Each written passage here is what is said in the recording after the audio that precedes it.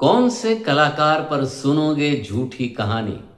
अगर सुनी नहीं तो हम बना कर भी दे देंगे सभी कलाकारों पर कुछ न कुछ झूठी कहानी। दिल से दिल तक जेडी चैनल पर मैं जितेश दवे आप सभी दोस्तों का प्यारा सा स्वागत करते चलते हैं आज के हमारे इस नए वीडियो पर।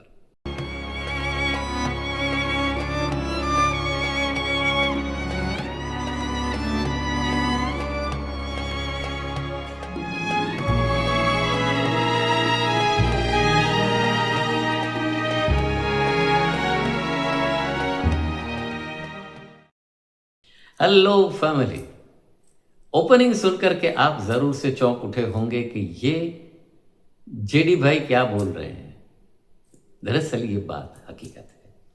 कुछ ऐसे अपने आप को फिल्मी पंडितों के रूप में प्रस्तुत करने वाले बहुत सारे चरित्र अभिनेता भी हैं।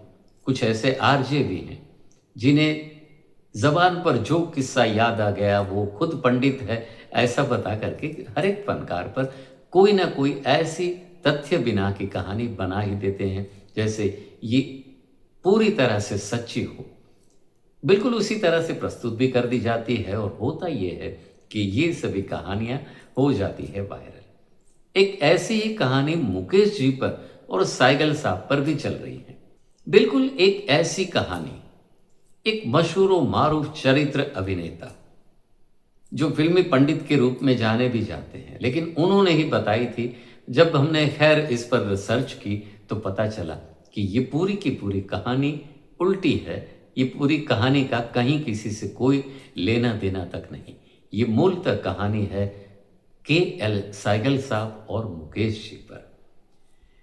मूल कहानी कुछ ऐसी है कि मुकेश जी का हमने उनके जीवन का पहला गीत फिल्म पहली नजर का जरूर से सुना होगा, दिल जलता है तो जलने दे।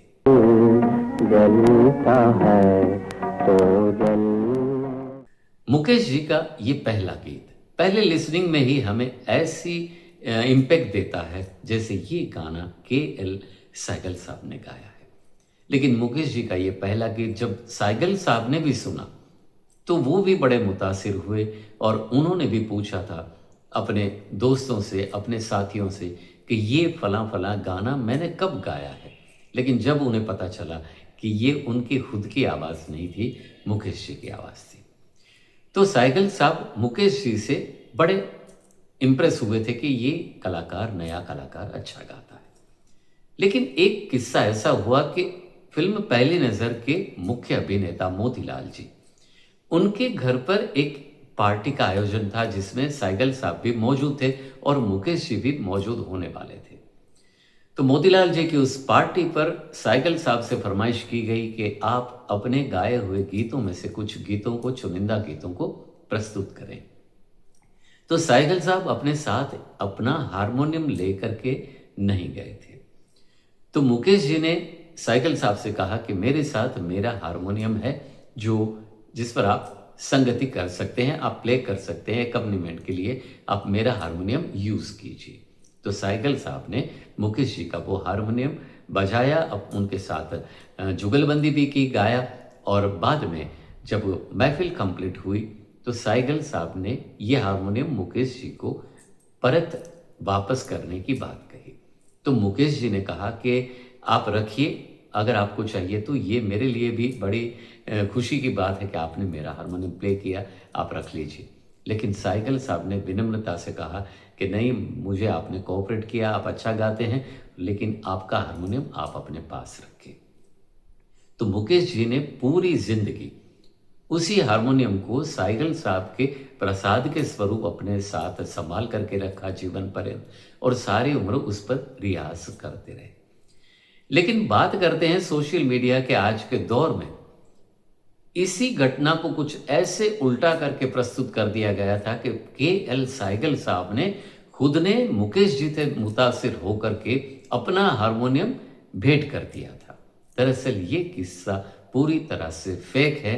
साइगल साहब ने अपना हारमोनियम मुकेश जी को गिफ्ट नहीं किया था। मुकेश जी ने जो हारमोनियम अपना प्ले करने के लिए साइगल साहब को दिया था, उसी रात साइगल साहब ने वही हारमोनियम मुकेश जी को वापस कर दिया था। तो कुछ सत्य को खंगालते हमें आज ये फैक्ट स्टोरी मिली जो आपके लिए हमने सही करके प्रस्तुत कर दी। वक्त हो चला है आज के हमारे विचार बिंदु का। कोई भी सहारा नहीं होता, तब कुदरत सहारा बन जाती है। दोस्तों, कैसा लगा आज का हमारा वीडियो? हमें ज़रूर से लिख करके भेजिएगा।